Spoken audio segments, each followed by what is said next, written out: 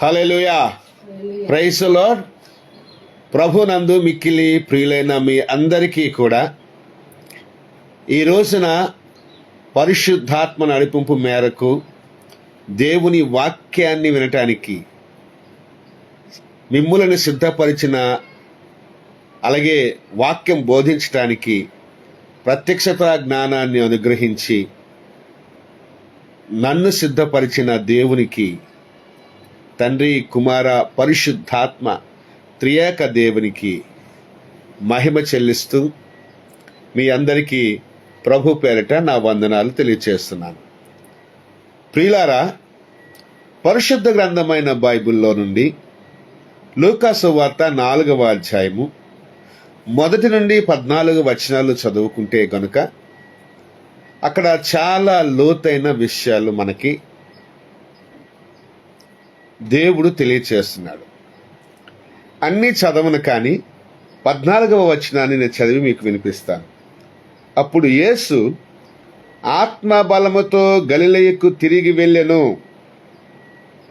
ఆయనను గూర్చిన సమాచారము ఆ ప్రదేశమందంతటా వ్యాపించెను. ఆయన అందరి చేత ఘనత నొంది వారి సమాజ మందిరములలో బోధించుచు వచ్చెను. చూడండి, ఆయనను గూర్చిన సమాచారము ఆ ప్రదేశమందంతటా వ్యాపించింది. నంబర్ 1. నంబర్ 2, ఆయన అందరి చేత ఘనత పొంది. ప్రియులారా, ఈ ప్రపంచంలో చాలా మంది షార్ట్ కట్లో పెద్దవాళ్ళు అయిపోదామని చూస్తారు. కొందరు ధనవంతులు అవుదాం అనుకుంటారు, కొందరు అధికారులం అయిపోదాం అనుకుంటారు, కొందరు గొప్పవారం అయిపోదాం అనుకుంటారు, కొందరికి పేరు ప్రఖ్యాతులు సంపాదించేయాలన్న కోరిక ఉంటుంది. కానీ ఈ రోజున దేవుడు ఒక మాట నా ద్వారా మీతో చెప్పబోతున్నాడు. యేసు ప్రభు పుట్టగానే సృష్టిలో ఆయన గూర్చిన సమాచారం అందినప్పటికీ కూడా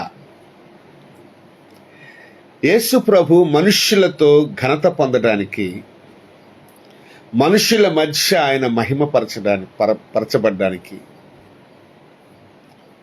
ఆయన గూర్చిన మాటలు ప్రజలు చెప్పుకోవటానికి 30 సంవత్సరాలు ఆయన వేచి ఉండాల్సి వచ్చింది. ఆయన కన్నా ఒక 6 మాసాలు పెద్దయినటువంటి యోహాను గారు దేవుని రాజ్య సువార్తను ప్రకటించుకుంటూ వస్తూ ఉన్నాడు. యోహాను గారు చెరపట్టబడి ఆయన మరణించినప్పుడు ఆయన చేసినటువంటి ఆ రాజ్య సువార్త భారం అనేది ప్రభువు మీద పడింది. అప్పటికి ప్రభువుకి 30 సంవత్సరాలు. ఆయన సావులోనికి రావటానికి మొదటగా ఆయన ఏం చేశాడంటే, నాకు అన్ని వనరులు ఉన్నాయి కదా, నాకు ట్రైనింగ్ అక్కర్లేదు, లేకపోతే నాకు ప్రార్థన అక్కర్లేదు, నేనే దేవుడిని కదా, నేనే సృష్టికర్తను కదా అనేటటువంటి ఒక, దాన్ని ఏమంటామంటే, ఆయన అతిశయించి లేకపోతే గర్వించి ఆయన ప్రార్థనా జీవితాన్ని నిర్లక్ష్య పెట్టలేదు. ఈ రోజున మనము మన చేతిలో అన్ని అధికారాలు ఉంటే ప్రార్థనను మనం మర్చిపోతాం. మన జోబులో డబ్బులు ఫుల్గా ఉంటే ప్రభువుని మర్చిపోతాం. ప్రభుతో మాట్లాడడం అనేది, ప్రభు వాక్యాన్ని చదువుకోవడం అనేది, ప్రభు సన్నిధిలో మోకరించడం అనేది, దేవునితో నిత్యము మాట్లాడుకోవడం అనేది, ఒక క్వైట్ టైం అనేది, ఒక పర్సనల్ టైం అనేది మనము మెయింటైన్ చేయకున్నా ఇంకా మనకేముందులే, బతికేంత వరకు మనకి పర్వాలేదు, కావలసిందంతా సంపాదించుకున్నాం అనేటువంటి ఒక యావలోకి, ఒక ఇగోలోకి, ఒక ఆత్మీయ గర్వంలోనికి వెళ్ళిపోయి ప్రార్థనా జీవితాన్ని మనం నిర్లక్ష్యం చేసుకుంటాం. అది మంచి పద్ధతి కాదు. ప్రియులారా, పరిచర్య చేయాలి అంటే మనము ఆత్మీయంగా బలంగా ఉండాలి. ఫస్ట్ ఆఫ్ ఆల్ ఏంటంటే ఆత్మీయ బలాన్ని మనము పొందుకోవాలి. ఆత్మ బలాన్ని మనం పొందుకోవాలి. ఆత్మ బలం మనం పొందుకుంటే మనం స్పిరిచువల్గా స్ట్రాంగ్గా ఉంటాము, స్పిరిచువల్గా హెల్దీగా ఉంటాము, స్పిరిచువల్గా డిసిప్లైన్డ్గా ఉంటాము, స్పిరిచువల్గా కమిటెడ్గా ఉంటాము. అది ఇంపార్టెంట్. మన కమిట్మెంట్ కానీ, లేకపోతే మన డిసిప్లైన్ కానీ, మన డెడికేషన్ కానీ, మనం స్పిరిచువల్గా స్ట్రాంగ్గా ఉన్నప్పుడు మాత్రం ఉంటుంది, కనబడతాయి. కాబట్టి యేసు ప్రభు వెంబడే పరిచర్యలోనికి వెళ్ళకున్నా ఆయన ఏం చేశాడంటే అరణ్యములోనికి ప్రార్థన చేయటానికి వెళ్ళాడు. అది ఆయన పరిశుద్ధాత్మ చేత నడిపింపబడ్డాడు. ప్రార్థనా జీవితము ఉండాలంటే దేవుని ఆత్మ నడిపింపు మన జీవితంలో ఉండాలి. హల్లెలూయా. పరిశుద్ధాత్మ దేవుడు పనిచేస్తేనే ప్రార్థనా జీవితంలో ఎదుగుతాం తప్ప ఇంకొక రకంగా మనం అనేది ప్రార్థన ఆత్మచేత నింపబడలేం. అందుకోసమే దేవుణ్ణి ఏం అడగాలంటే, నీ ఆత్మచేత నన్ను నింపు, ప్రార్థన ఆత్మచేత నన్ను నింపు. ప్రార్థన ఆత్మ, ప్రార్థించే ఆత్మ మనకు ఉండాలి. ఎందుకంటే ప్రార్థన చాలా ప్రాముఖ్యమైనది. పరిశుద్ధులమైన మనకు, పరిశుద్ధ జనాంగమైన మనకు, ప్రతిష్ఠిత జనాంగమైన మనకు, ప్రభు జనాంగమైన మనకు ప్రార్థనా జీవితం అనేది చాలా ప్రాముఖ్యమైనది, చాలా ప్రాముఖ్యమైనది.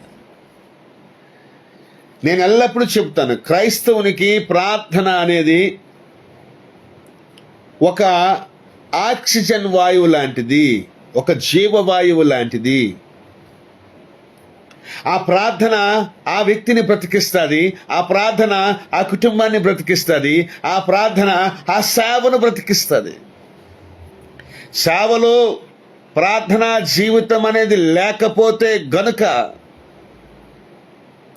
ఖచ్చితంగా ఆ సేవ ముందుకు వెళ్ళదు. కుటుంబంలో ప్రార్థనా జీవితం లేకపోతే గనుక ఆ కుటుంబం అనేది ముందుకు వెళ్ళటం అనేది అతి కష్టమైన పని. అందుకోసమే డిసిప్లైన్డ్గా, సెల్ఫ్ డిసిప్లైన్తో ఉండి కోపాలతో, ఆవేశాలతో, పరుష పదాలతో, లేకపోతే నిర్లక్ష్యంతో, లేకపోతే బద్ధకంతో, లేకపోతే అసహ్యంతో, లేకపోతే అన్ఇంట్రెస్టెడ్ అంటే ఆసక్తి కనపరచకపోవడంతో ఈ రోజున ప్రార్థన జీవితం అనేది చచ్చిపోతుంది. మోకాళ్ళ జీవితం అనేది కనుమరుగైపోతుంది. ఉపవాస జీవితం అనేది కష్టమైపోతుంది.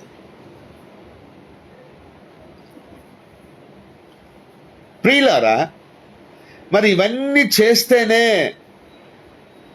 ఆ ఆత్మ బలాన్ని మనం పొందుకుంటాం. కాబట్టి మనం ఏం చేయాలంటే ప్రార్థన ఆత్మచేత మన మనస్సు నిండిపోవాలి. ప్రార్థన ఆత్మచేత నిండిపోవాలి. నీ ప్రభుతో, నీ స్నేహితులతో మాట్లాడడానికి, నీ స్నేహితులతో తిరగడానికి నువ్వెంత ఇంట్రెస్ట్ చూపిస్తావో, నీ నిజమైన స్నేహితుడు, ఆపదల్లో నిన్ను కాపాడేవాడు, ప్రమాదాలు రాకున్నా, ఆయన నిద్రపోకున్నా నీ పట్ల జాగ్రత్త వహించేవాడు, ఎల్ల వేళలా నీ పట్ల ఆయన కనుదృష్టి కలిగిన వాడు, ఎల్లవెల్ల నీ మీద మనస్సు పెట్టుకున్న దేవుడితో నువ్వు మాట్లాడడానికి నీకెంత కష్టమైపోతుందే, నీకంత కష్టమైపోతుందే.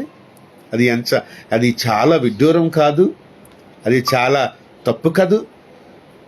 ప్రియులారా, ప్రార్థనా జీవితం అనేది మన క్రైస్తవ వ్యక్తిగత జీవితాల్లో తప్పనిసరిగా ఉండాలి.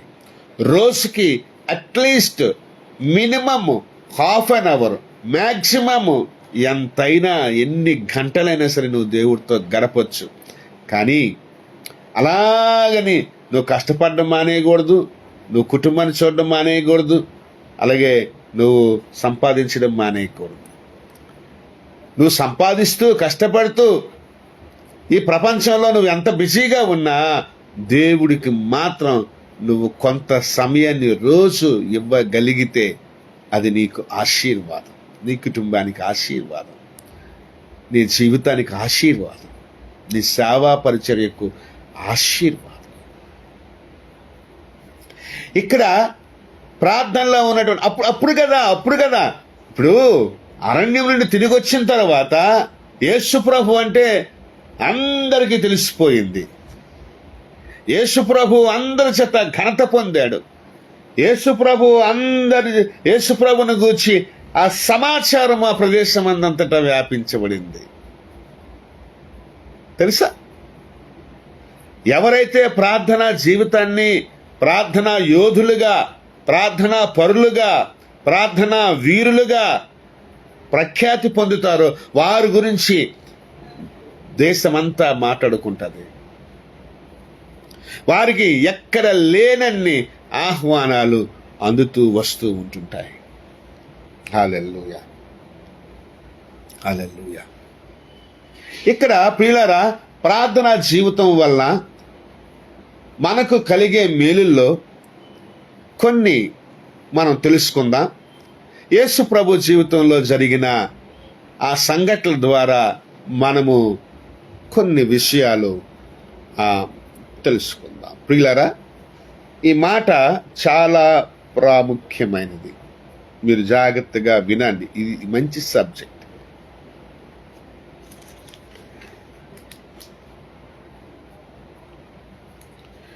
మొదటగా 4వ అధ్యాయం, లూకా సువార్త 4వ అధ్యాయము 1వ వచనంలో ఏమని రాసింది?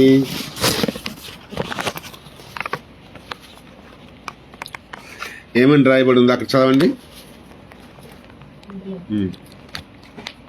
फिर यीशु पवित्र आत्मा से भरा हुआ यरदन से लौटा, 40 दिन तक आत्मा के सिखाने से जंगल में फिरता रहा. जंगल में फिरता रहा అంటే అక్కడ అర్థం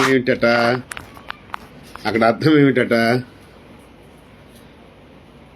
యేసు పరిశుద్ధాత్మ పూర్ణుడై యోర్దాను నది నుండి తిరిగి వచ్చి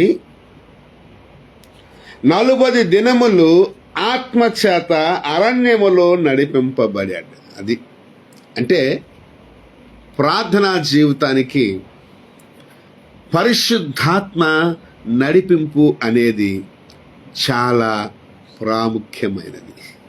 హల్లెలూయా. ప్రార్థనా జీవితానికి పరిశుద్ధాత్మ నడిపింపు. అందుకోసం అడగాల, దేవా నీ ఆత్మచేత నన్ను నింపు. దేవుని ఆత్మ నడిపింపు ఉంటేనే వాడు ప్రార్థనా జీవితంలో నిలబడగలుగుతాడు. పరిశుద్ధాత్మ నడిపింపు లేకున్నా ప్రార్థనా జీవితంలోనికి రాలేడు. చెప్తున్నాను కదా, మనకు ఆర్థిక బలం ఉంటే ఆ డబ్బులు మనల్ని వేరేగా నడిపిస్తుంది, మన జీవితాన్ని. ఆ డబ్బులు మనల్ని బిజీ చేస్తుంది. ఆర్థిక బలం ఉండడం మంచిదే. దేవుని రాజ్య వ్యాప్తికి ప్రార్థనా జీవితం ఎంతో, ప్రార్థనా బలం ఎంతో, ఆర్థిక బలం కూడా అంతగానే ఉండాలి. దాన్ని నేను ఒప్పుకుంటాను. కానీ ప్రియులారా, నీ డబ్బు ఎక్కడ ఉంటుందో, నీ ధనం ఎక్కడ ఉంటుందో, నీ మనస్సు అక్కడే ఉంటుంది అని బైబిల్లో రాయబడ్డది. కానీ దేవుని ఆత్మ ఎక్కడ ఉంటాడో అక్కడ ప్రార్థనా జీవితం అనేది ఉంటుంది. వేడుకోవాలి, స్తుతించాలి, కొనియాడాలి, ఘనపరచాలి, దేవుని నామాన్ని హెచ్చించాలి. అలాగే కృతజ్ఞతాస్తుతులు చెల్లించాలి, యాచించాలి, పాటలు పాడాలి, సంగీత సునాదాలు, ఆత్మలో ఆరాధన చేయాలి. ఇవన్నీ కూడా మనము ఆచరిస్తూ వస్తూ ఉండాలి. ఇదంతా కూడా ప్రార్థనే, ఇదంతా కూడా ప్రార్థనా జీవితమే. హల్లెలూయా. ఆత్మచేత అరణ్యములోనికి నడిపించబడ్డాడు. అక్కడ 40 దినములు ఆయన 40 రాత్రులు ఆయన ఏ భోజనము చేయలేదు, నీళ్లు కూడా తాగలేదు. అలాగా ఆయన స్టైలు, ఆయన ఉపవాసం అలాగ చేసుకున్నాడు. ఆయన బాడీకి అది షూట్ అయింది. మొదటి నుండి మనం అలవాటు చేసుకుంటే గనుక ఆ ప్రార్థనా జీవితం అలాగే అలవాటు అయిపోతుంది. మధ్యలో అంతా చక్కగా వెళ్ళిన తర్వాత మధ్యలో కొంతమంది ఇలాగా నీళ్లు తాగడం మానేసి భోజనం చేయటం మానేసేసి కొన్ని రోజులు ఇలాగ 40 రోజులు 3 వారాలు కొంతమంది ఉపవాసం చేయటంతో ఆర్గాన్స్ దెబ్బతింటున్నాయి. ఒక సేవకుడు అలాగే నష్టపోయాడు, ఒక విశ్వాసం అలాగే నష్టపోయింది. అంటే నేనేం చెప్తున్నానంటే అట్లీస్ట్ నీళ్ళు తాగాలి. నీరు అనేది చాలా ఇంపార్టెంట్. ఆ రోజుల్లో ఆయన అలా చేశారు. ఉపవాసం అలాగనే చేసుకోవచ్చు. నేను రెస్ట్రిక్షన్స్ ఏం పెట్టడం లేదు, దయచేసి. ఇది దైవికంగా నేను అబద్ధం చెప్పడం లేదు, అలాగని చేయట్లేదు. నీ బాడీ తట్టుకోకపోతే గనక అట్లీస్ట్ వాటర్ తాగు. 3 పూటలా కొంతమంది ఉపవాసం చేయటం కష్టమైపోతుంది. ఉదయము, మధ్యాహ్నము, రాత్రి పూట తినటం కష్టమవుతుంది, తినటం మానేయటం కష్టమవుతుంది. అలాంటప్పుడు ఒక డే అంతా నువ్వు ఉండి నైట్ కాస్త 1 or 2 ఇడ్లీ అయినా, నీకు ఒకవేళ షుగర్ కాంప్లికేషన్ ఉంటే, బీపీ కాంప్లికేషన్ ఉంటే, లేకపోతే శరీరం సహకరించకపోతే స్వల్ప ఆహారము నైట్ టైం తీసుకొని కొద్దిగా వాటర్ లేకపోతే మజ్జిగ తీసుకొని బాడీకి నువ్వు కూలింగ్ ఇచ్చి మళ్ళీ తెల్లవారి నువ్వేం చేస్తావంటే మార్నింగ్ బ్రేక్ఫాస్ట్, లంచ్ అవాయిడ్ చేయి. ఏంటంటే ఉపవాసం అనేది దేనికంటే నీ శరీరం అనేది దేవునికి సమర్పించుకోవటానికి, నీ శరీరము దేవుడు మాట ఆలకించటానికి మాత్రమే. తద్వారా నీవు ప్రార్థనాత్మ చేత నింపబడతావు, పరిశుద్ధాత్మ చేత నింపబడతావు. నీకు శక్తి వస్తుంది, నీకు బలం వస్తుంది, నీకు ఆరోగ్యం వస్తుంది. నువ్వు ఇతరులని స్వస్థపరిచే శక్తిని తెచ్చుకుంటావు, దెయ్యాలను వెళ్ళగొట్టే శక్తిని తెచ్చుకుంటావు, దేవుడి రాజ్యాన్ని వ్యాపింపజేసే ఒక గొప్ప శక్తిని తెచ్చుకుంటావు. ఇతరుల సంఘాలలోకి ఆహ్వానించబడతావు, బోధించే అవకాశాలు వస్తాయి. నువ్వు ప్రార్థనా జీవితం నీకు లేకపోతే, పరిశుద్ధ జీవితం నీకు లేకపోతే, పరిశుద్ధాత్మ నడిపింపు లేకపోతే, నీ దగ్గర ఉన్న డబ్బుతో నువ్వు ఎంతవరకు వెళ్ళి సేవ చెయ్యగలుగుతావు? ఇది మంచి ప్రశ్ననా క్రైస్తవ సంఘమా? ఇది మంచి ప్రశ్ననా? అందుకోసమే ఈ రోజున చాలా మంది దైవజనులు కూడా ఏం తప్పులు చేస్తున్నారు అంటే మీటింగ్కి పిలిచి డబ్బులు అడుగుతున్నారు. ఇది ఎంతవరకు ధర్మం? మనమే వెళ్ళాలి, మనమే భోజనం పెట్టుకోవాలంట, మనమే ఛార్జీలు ఇవ్వాలంట, మనమే వాక్యం చెప్పాలంట. మరి వాళ్ళకేం దీవెన? అంటే ఎందుకంటే నీ దగ్గర డబ్బులు ఉన్నాయని పేరు వచ్చినప్పుడు నీ దగ్గర డబ్బులే ఎక్స్పెక్ట్ చేస్తారు. నువ్వు ప్రార్థనాపరుడివి, నువ్వు పరిశుద్ధుడివి, నువ్వు పరిశుద్ధాత్మ నింపబడిన దైవజనుడు అని నీకు పేరు రావాలా? అది ఇంపార్టెంట్. అది ఇంపార్టెంట్. అప్పుడు ఈయన ప్రార్థనాపరుడు, ఈయన నీతిమంతుడు, ఈయన పరిశుద్ధుడు,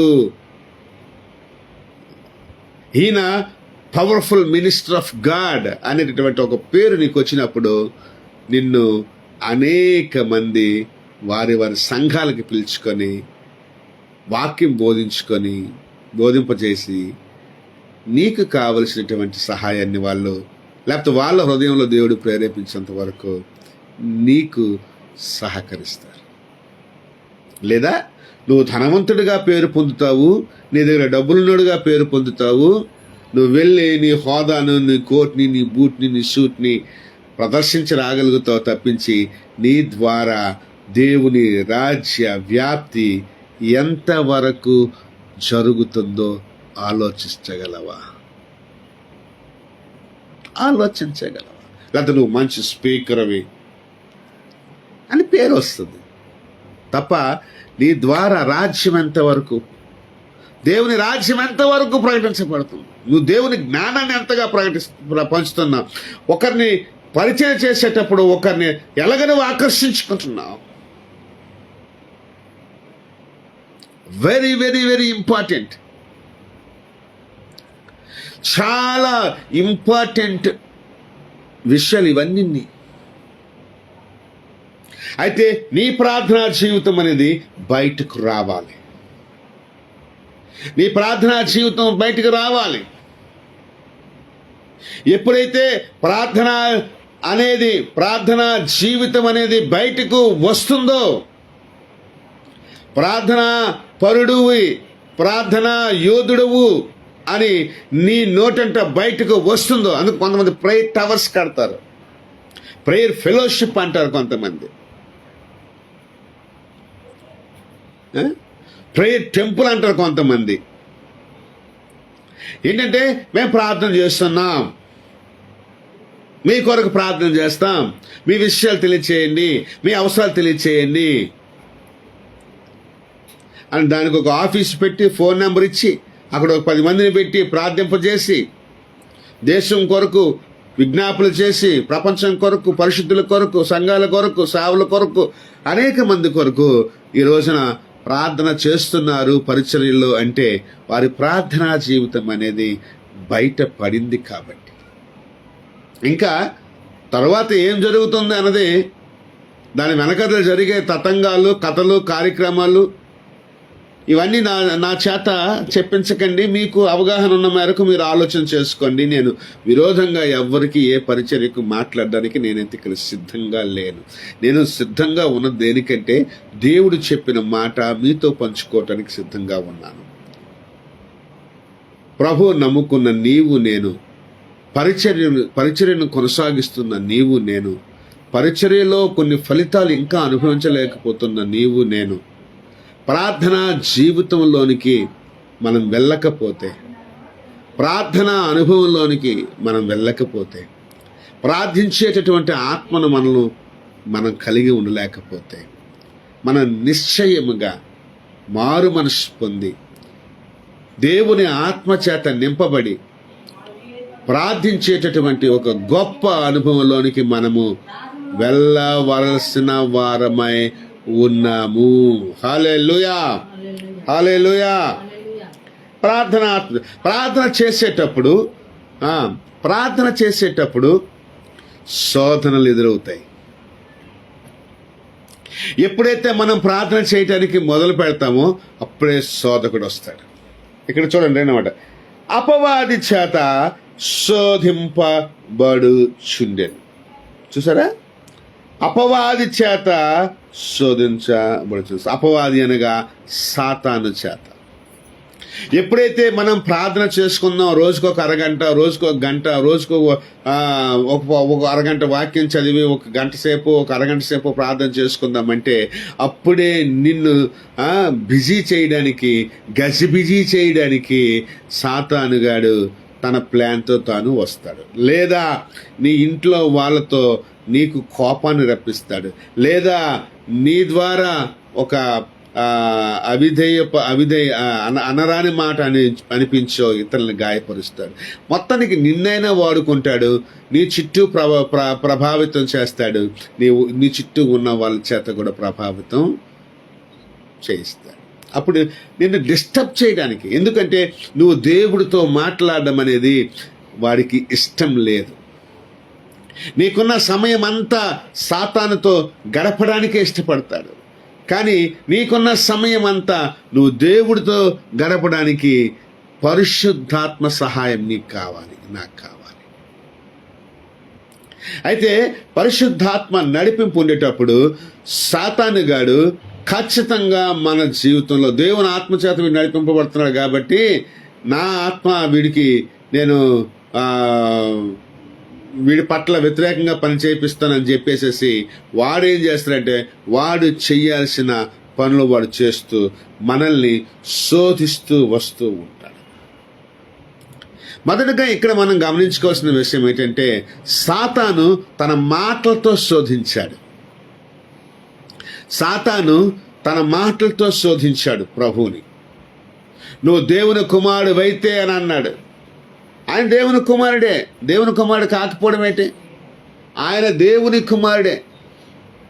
నీవు దేవుని కుమారుడివైతే ఈ రాళ్ళను రొట్టెగా చేసుకో. అనేక రకాలుగా, అనేక విధాలుగా, అనేక రీతులుగా ఏం చేసినంటే శోధించాడు.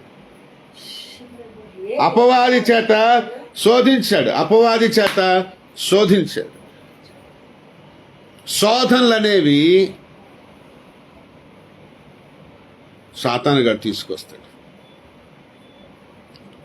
ప్రియులారా, ఎందుకు అంటే మన ప్రార్థనా జీవితాన్ని పాడు చేయటానికి, మన ఆత్మీయ జీవితాన్ని పాడు చేయటానికి. దేవుడు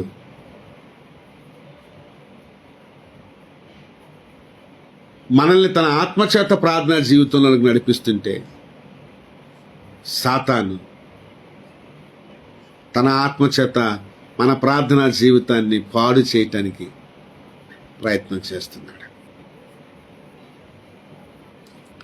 అయితే దేవుని ఆత్మ నడిపింపు మన పట్ల ఉంది కాబట్టి ప్రార్థనలో ఆత్మ బలాన్ని మనం పొందుకున్నాం కాబట్టి నడిపించే ఈ ఆత్మను మన జీవితంలో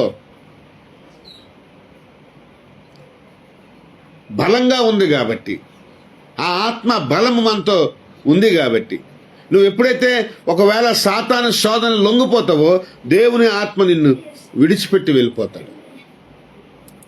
ఎందుకంటే అక్కడ దేవుడు ఆత్మ పనిచేయడానికి ఏముంది? నువ్వు సాతాను మాట విని సాతాను చిత్తాన్ని, సాతాను మార్గాల్లో సాతాను పనులన్నీ చేసుకుంటూ ఉంటుంటే దేవుడు అక్కడ చేయాల్సింది ఇంకేముంది? అలా కాకుండా ఆ శోధనలు జయించాలి. నువ్వు చేసే ఆ ప్రార్థన జీవితంలో బలపడినప్పుడు సాతాన్ని శోధనలు జయిస్తావు. రోజు ప్రార్థన చెయ్యాలా, అరగంట ప్రార్థన చెయ్యాలా, ఇంటి దగ్గర ప్రార్థన చేసుకోవాలి. ఎన్ని పనులున్నా, ఎంత మనం పనిచేసినా, ఎంత సంపాదించినా రోజు దేవుడితో మాత్రం మాట్లాడడం మర్చిపోకూడదు. రోజు దేవుడితో మాట్లాడుతూ ఉండాలి. దేవా నన్ను దీవించు, నా బిడ్డలు దీవించే కాకుండా ఇరుగు పొరుగులు దీవించు, వాళ్ళని రక్షించు, మా గ్రామాన్ని రక్షించు, మా ప్రాంతాన్ని రక్షించు అని మనం ఏం చేయాలి అంటే ప్రార్థన చేస్తుండాలి. ప్రార్థన మనకి 11:30కి 1 గంటకు వచ్చావు, దేవునికి స్తోత్రం. అంటే ఇది లైవ్ అవుతుంటుంది కదా, అందుకోసం ఎక్కువగా మన మాటలు దీంట్లో పడకూడదని. అంతే, ఇంకేం కాదు. నువ్వంటే మాకందరికీ ప్రేమ, మన బిడ్డలు మన సంఘ బిడ్డలు అంటే అందరికీ ప్రేమ. ప్రార్థన చేసుకునేటప్పుడు కరెక్ట్గా సైతాన్ అప్పుడే వస్తాడు. అర్థమైందా? మనం ఎప్పుడైతే ప్రార్థన చేసుకుందాం అనుకుంటామో, కొన్ని ఇళ్లల్లో భర్తలు తాగుబోతులై ఉంటారు, కొన్ని ఇళ్లల్లో పిల్లలు తిరుగుబోతులై ఉంటారు, మనకు మనశ్శాంతి లేక ప్రార్థన చేసుకుందాం అనుకునేటప్పుడు అప్పుడే వస్తారు. అప్పుడు మనం తెలివిగా ఏం చేయాలంటే మన ప్రార్థనా సమయాన్ని మనం మార్చుకోవాలి. మనకి ఎప్పుడు వీలు కలుగుతుంది కాకపోతే ఒక గంట సేపు నిద్ర మానుకోనైనా సరే దేవుడితో ప్రార్థన దేవుడి సన్నిధిలో మోకరించడం అనేది చాలా గొప్ప విషయం. క్రైస్తవ సంఘాలు, క్రైస్తవ జీవితాలు, క్రైస్తవ కుటుంబాలు ప్రార్థన మీద కట్టబడాలి. అదే దేవుని రాజ్యపు వ్యాప్తి. ప్రార్థన చేస్తే దేవుని జ్ఞానం అనేది, దేవుని శక్తి అనేది, పరిశుద్ధాత్మ బలం అనేది మనకి కలుగుతారు. ఈ సాతానుగాడు వచ్చి ఏం చేశాడంటే యేసు ప్రభుని రాళ్ళను రొట్టెలుగా చేసుకుని తినేసేయని అన్నాడు. ఆయనకి చెప్పాడు, బాబు దేవుని మాట ఏం చెబుతుంది, దేవుని వాక్యం ఏం చెబుతుంది, మనుష్యుడు రొట్టె వలన మాత్రమే కాక దేవుడు నోటి నుండి వచ్చు ప్రతి మాట వలన జీవిస్తాడు అని లేఖనాన్ని గుర్తు చేస్తూ వాడికి జవాబిచ్చాడు. అంటే ఎవరైతే ప్రార్థనా జీవితాన్ని కలిగి ఉంటారో అభిషేకపు బలము, ఆత్మ బలమనగా అభిషేకపు బలము, పరిశుద్ధాత్మ బలము, క్రీస్తు బలము, క్రీస్తు ఆత్మ, ప్రభువు ఆత్మ, పరిశుద్ధాత్మ బలము కలిగి ఉంటారో వాళ్ళు వాక్యపు బలాన్ని కలిగి ఉంటారు. వాక్యపు బలం లేకపోతే మనము ఎవరికి జవాబు చెప్పాలి? ఇప్పుడు మనం చదువుకునేటప్పుడు టెక్స్ట్ బుక్ లేకపోతే టీచింగ్ నోట్స్ ఏదో చదువుకుంటేనే కదా పరీక్షల్లో వచ్చేది ఏదైనా రాయటానికి. అవి రావాలంటే ఏం చేయాలి? మనము చదువుతూ ఉండాలి, అభ్యసిస్తూ ఉండాలి, టైం ఇస్తూ ఉండాలి, చదువుకు సమయం అంటూ ఉండాలి. అలాగే ప్రార్థనా పరుడు, ప్రార్థనా యోధుడు దేవుని వాక్యపు అనుభవంలో పెరుగుతాడు. దేవుని వాక్యాన్ని వాడు నెమరు వేస్తుంటాడు, దేవుని వాక్యాన్ని గుర్తుపెట్టుకుంటూ ఉంటుంటాడు, దేవుని వాక్యాన్ని చదువుతూ ఉంటుంటాడు. బైబిల్ చదివేటటువంటి అనుభవంలో కూడా పరిశుద్ధాత్మ దేవుడు మనల్ని నడిపిస్తాడు. ఆయన లేఖనాలు గుర్తు చేశాడు సాతానికి. సాతాను మీదకి కర్ర, కట్టో, రాడ్డో తీయలేదైనా. అసలైన ఆయుధం ఏంటి? దేవుని వాక్యము. హల్లెలూయా, హల్లెలూయా. ఎవరి నోరునైనా మూయించగలిగేది దేవుని మాట మాత్రమే, దేవుని వాక్యం మాత్రమే. ఎవరినైనా బ్రతికించగలిగేది దేవుని వాక్యము మాత్రమే. ఎవరినైనా హెచ్చించగలిగేది దేవుని వాక్యము మాత్రమే. దేవుని మాట, దేవుని వాక్యం మనల్ని హెచ్చించేది, మనకు విజయాన్ని ఇచ్చేది. శోధనలను జయించటానికి ప్రార్థనా బలం అనేది, దేవుని వాక్యపు బలం అనేది, దేవుని ఆత్మ బలం అనేది పనిచేస్తుంది. తెలుసా? అందుకోసమే వాక్యాన్ని చదువుతూ ఉండాలి. ప్రార్థన చేసేటప్పుడు నేను చెప్తాను, అందరికీ చాలా మంది చెప్తాను, read your Bible, pray everyday. ప్రార్థనకి వెళ్ళే ముందు ఒక chapter, 2 chapters, 3 chapters, 5 chapters, 10 chapters చదవగలిగినన్ని అధ్యాయాలు బైబిల్లో నుంచి చదువు. అందులో దేవుడు నీతో ఏం మాట్లాడతాడు.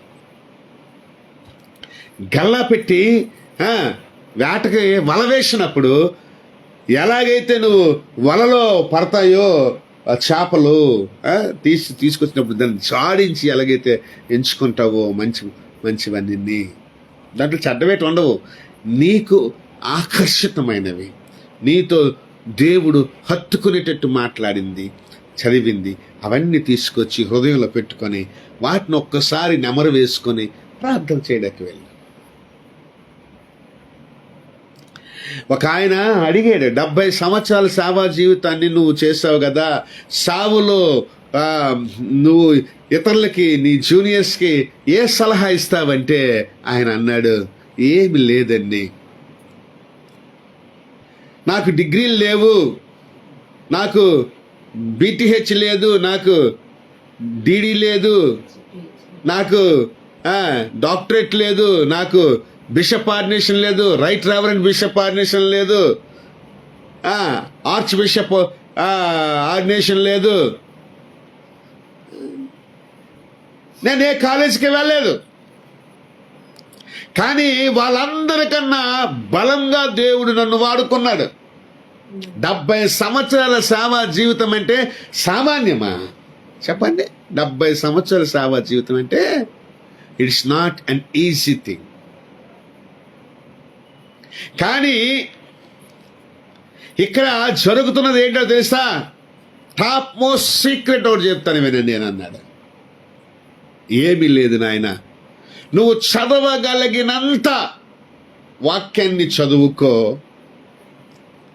చెయ్యగలిగినంత ప్రార్థన నువ్వు రోజు చేసుకో.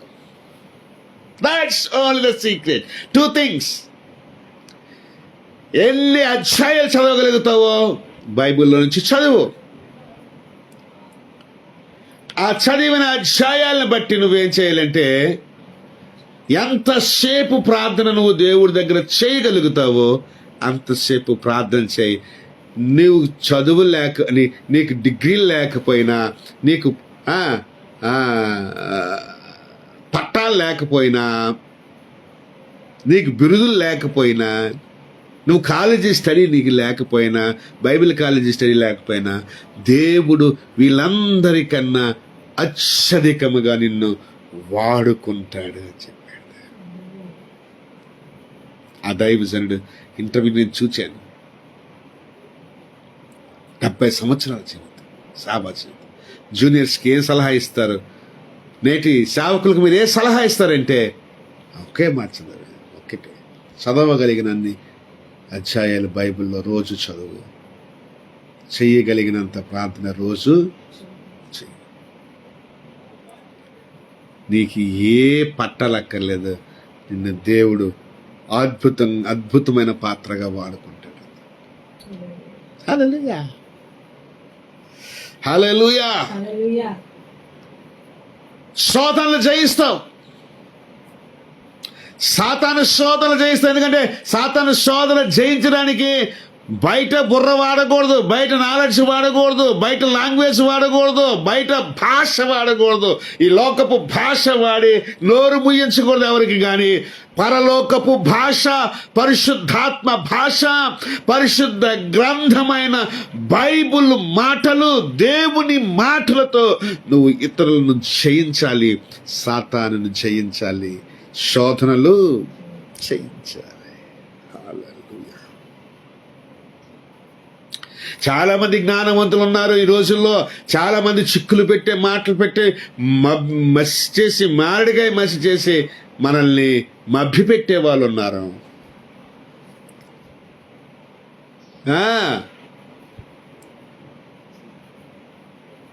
అనేక రకాలుగా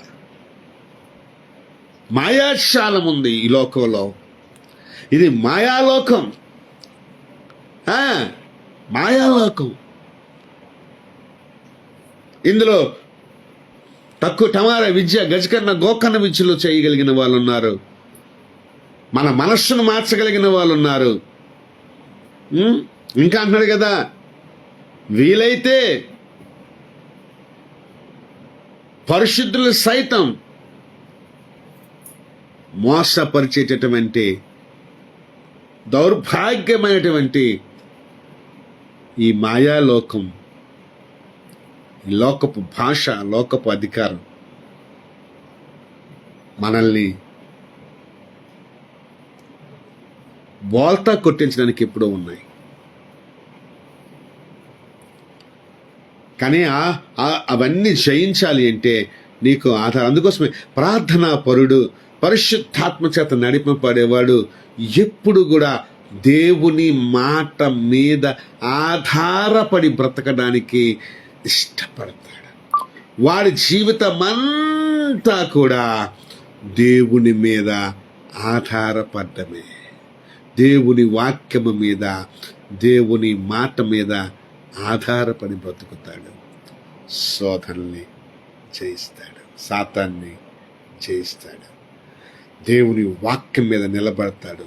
దేవుని వాక్యాన్ని సాధనంగా చేసుకొని, దేవుని వాక్యాన్ని ఆయుధముగా చేసుకొని, దేవుని వాక్యాన్ని ఆధారంగా చేసుకొని జీవిస్తాడు.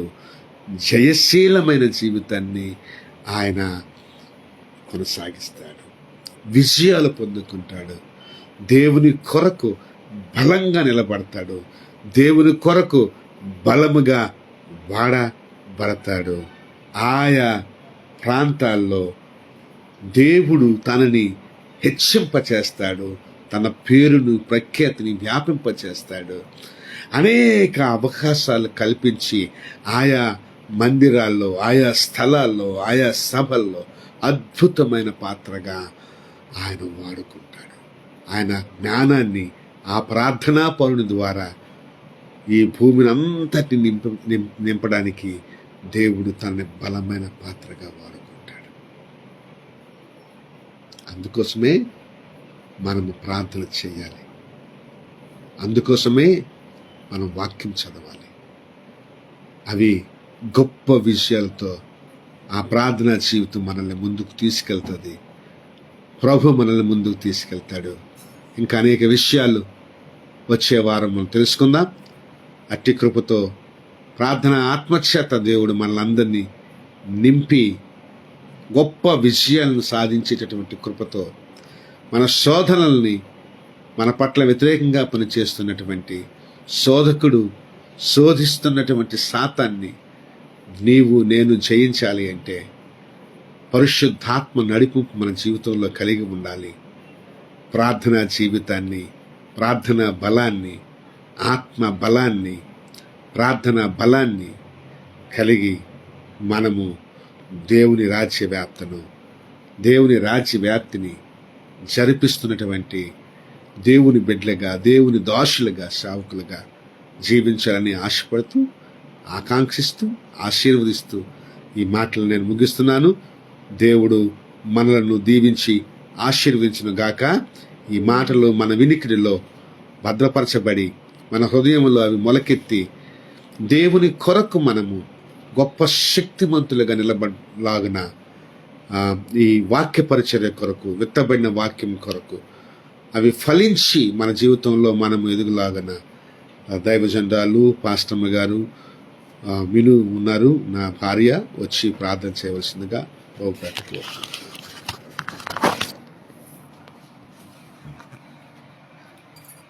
ప్రార్థన చేసుకున్నాం. సకల ఆశీర్వాదంకే కారణం పుత్రాన్ని ఘనమైన నామంలో స్తుతి స్తోత్రాలు చెల్లిస్తాం తండ్రి ప్రభా. ఈ మధ్యాహ్నం కాల సమయంలో మీ దాసు ద్వారా తండ్రి ప్రభా నీ బలమైన స్వరాన్ని మనందరికీ ప్రభా వినిపించవ దేవానికి స్తోత్రాలు. పరిశుద్ధాత్మ దేవునికి స్తోత్రాలు తండ్రి. ఇదిగో ప్రభా ఈ దినం నీ వాక్యం విన్నాము తండ్రి. యేసయ్యా నీ ప్రార్థన ఒక ఆత్మ బలంతో ప్రభా, నీ పరిశుద్ధ ఆత్మ బలంతో ప్రభా, నీ వాక్యపు బలం చేత ప్రభా మనల్ని నింపమనే ప్రార్థిస్తుంది తండ్రి. దేవా ఈ వాక్యం ఎంతో మంది యూట్యూబ్ ఆన్లైన్ ద్వారా విన్నారు తండ్రి. ప్రతి ఒక్క జీవితంలో తండ్రి పరిశుద్ధ ఆత్మ నింపుదలతో నింపమని ప్రార్థిస్తుంది తండ్రి. ప్రతి ఒక్క బిడ్డని ప్రభా బలపరిచేయండి. ప్రార్థన ఒక యుద్ధకి తయారు చేయమని ప్రార్థిస్తుంది తండ్రి. అయ్యా ప్రభా ఈ సేవ పరిచర్యలో ప్రభా ఈ ప్రార్థనతో ముందుకి అయ్యా ప్రభా సేవ పరిచర్యలు ముందుకి దూసుకుపోవడానికి సహాయం దయచేయను ప్రభా. అలాగే తండ్రి ప్రభా సంఘంలో జతపరిచిన ప్రతి బిడ్డన ప్రభా మీ ప్రార్థన అనుభవంతో, ప్రార్థన ఆత్మతో, వాక్యం బలంతో, పరిశుద్ధ ఆత్మ బలంతో నింపమని ప్రార్థిస్తుంది తండ్రి. యేసయ్యా ఈ దినం నుంచి ప్రభా ఏటుంటే ప్రభా ప్రార్థన చేయడంలో ప్రభా మేము అశ్రద్ధ చేయకన్నా ప్రతి దినం ప్రభా యేసయ్య శాతాన్ని జయించుటకు ప్రభా యేసయ్య ప్రార్థన ఆత్మతో మనల్ని ప్రభా అందరిని నింపమని ప్రార్థిస్తుంది తండ్రి. సంఘంలో దీవించండి. ప్రతి బిడ్డని కుటుంబీకుని పేరు పేరుని ఆశీర్వాదించండి తండ్రి ప్రభా. అలాగే మా కొరకు ఎంతో మంది ప్రార్థిస్తుంది తండ్రి. ప్రతి బిడ్డని, ప్రతి కుటుంబీకుని పేరు పేరు దీవించండి. అలాగే ప్రభా ఈ పరిచర్ని దీవించండి, ఆశీర్వాదించండి, విస్తరించమని ప్రార్థిస్తుంది తండ్రి. యేసయ్య దేవానికి స్తోత్రాలు. మీ దాసుని ఇంకా బహుబలంగా మీ సేవలు అద్భుత ఆశ్చర్యకరంగా ఈ నెల జరిగిపోయి ప్రతి మీటింగ్స్ లో అయా 11 జరిగిపోయిన పాస్టర్ సెమినార్స్ ప్రభా అద్భుత ఆశ్చర్యకరంగా మహిమాకరంగా అయా ప్రభా జరిగించండి. అలాగే మీ దాస్ని నీ వాక్య ప్రతిష్టత ప్రభా నడిపించి అనేక మంది సేవకులను అయా బోధించడానికి నీ వాక్యం తర్పించడానికి సహాయం దయచేయండి. అలాగే ప్రభా ఈ నెల జరిగిపోయిన విజయవాడలో అయా 26, 27, 28 తేదీ జరిగిపోయిన అయా మహాసభలను ప్రభా దీవించండి. మీ దాసిని బలపరచండి, అభిషేకించండి, బహుబలంగా అద్భుత ఆశ్చర్యకరంగా సేవలో వాడుకోండి ప్రభా. అలాగే పరిచర్యకి కావాల్సిన ఆర్థిక సహాయం కూడా మీరు దయచేయమని ప్రార్థిస్తుందండి. అలాగే ప్రయాణంలో కూడా ప్రభా మీరు తోడుగా ఉండండి, ప్రతి విషయంలో సహాయం చేయమని అడుగుతున్నాం తండ్రి ప్రభా. అలాగే ప్రభా మా లాలు జాషువాని దీవించండి, చదువులో తోడుగా ఉండండి, నీ కృపలు భద్రపరిచేయండి తండ్రి. అలాగే మా కుటుంబీకిని ప్రభా పేరు పేరుని దీవించండి. అలాగే ప్రభా ప్రతి ప్రజల కొరకు ప్రార్థించమన్నావు కాబట్టి ప్రభా ప్రతి ప్రజల్ని అయా బీద ప్రజల్ని దీవించండి, అనాథని విధవరాలని దీవించండి. అలాగే దేశంలో ప్రతి అధికారులను ప్రభా పేరు పేరును దీవించండి. ప్రధానమంత్రి, ముఖ్యమంత్రి, రాష్ట్రపతి అయా ప్రతి ఒక్కరిని ప్రభావం కుటుంబీకుని దీవించండి. అయా దేశంలో నడిపించడానికి కావాల్సిన బుద్ధి, వివేక్, జ్ఞానం, ఆయుష్, ఆరోగ్యం నడిపించండి తండ్రి. అలాగే ముఖ్యంగా ప్రభా అయా తండ్రి ప్రతి సేవకులు కుటుంబీకుని అయా ప్రతి సేవకుల్ని పేరు పేరు దీవించండి, ఆశీర్వాదించండి తండ్రి. మీ సేవ పరిచయలో ముందుకు నడపడానికి ప్రభా ఈ మీ పరిశుద్ధ ఆత్మ బలంతో నీ వాక్యం బలం చేత ప్రభా అయా ప్రభా ప్రార్థన ఒక బలం చేత నింపమని ప్రార్థిస్తుంది తండ్రి. సమస్త మహిమగంతా ప్రభా మీ నామ అర్పించుకుంటూ యేసు పరిశుద్ధ నామమున అడిగి వేడుకుంటున్నాం తండ్రి. ఆమేన్, ఆమేన్. ఇప్పుడు మన పరమ తండ్రి దేవుని యొక్క ప్రేమ, కుమారుడైన యేసుక్రీస్తు వారి యొక్క మహాకృప, పరిశుద్ధాత్మ యొక్క అన్యోన్య సహవాసం, సమాధానం కూడిన మనకును సార్వత్రిక సంఘానికి సకల పరిశుద్ధులకు ఇప్పుడు ఎల్లప్పుడూ తోడైన నడిపించును గాక. ఆమేన్. యేసు రక్తమే చేయం, శిలువ రక్తమే చేయం, ప్రభు యేసు నామములో సంపూర్ణ విషయం కలుగును గాక. Amen, amen. God bless you my friends. దయతో ఈ వాక్యాన్ని వింటున్న మీరు ఇతరులను బలపరచడానికి ఈ సందేశాన్ని మీరు షేర్ చేయండి. ఒకవేళ మా యూట్యూబ్లో మీరు వాక్యం వింటే కనుక యూట్యూబ్ని లైక్ చేయండి, షేర్ చేయండి, యూట్యూబ్ని సబ్స్క్రైబ్ చేయవలసిందిగా ప్రభు పేరిట మిమ్మల్ని కోరుకుంటూ మాటలు ముగిస్తున్నాను. God bless.